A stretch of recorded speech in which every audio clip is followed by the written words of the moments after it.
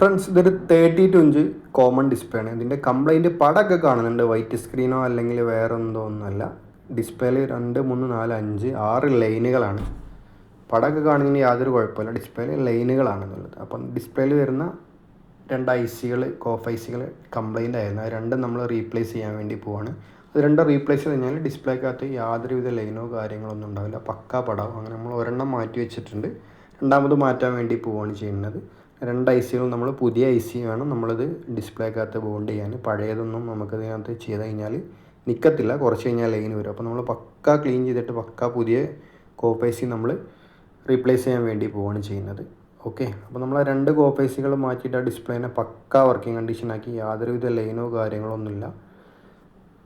എങ്ങനെയാണോ കസ്റ്റമർ പടം ലൈന് വരുന്നതിൻ്റെ മുമ്പ് കണ്ടിരുന്നത് അതുപോലെ തന്നെ നമ്മൾ ഒറ്റ ലൈനില്ലാതെ പക്ക വർക്കിംഗ് കണ്ടീഷൻ ആക്കിയിട്ടുണ്ട്. ആ ഡിസ്പ്ലേനെ തന്നെ നമ്മൾ ഡിസ്പ്ലേ റീപ്ലേസ് ചെയ്യേണ്ട കാര്യങ്ങളൊന്നുമില്ല. നമുക്ക് ലൈനുകളുടെ ഡിസ്പ്ലേ ഒക്കെ നമുക്ക് പക്ക അതുപോലെ തന്നെ നമുക്ക് പഴയ കണ്ടീഷനിൽ തന്നെ നമുക്ക് ലൈനില്ലാതെ നമുക്ക് പക്ക വർക്കിംഗ് കണ്ടീഷൻ ആക്കിയിട്ട് എടുക്കാൻ പറ്റും.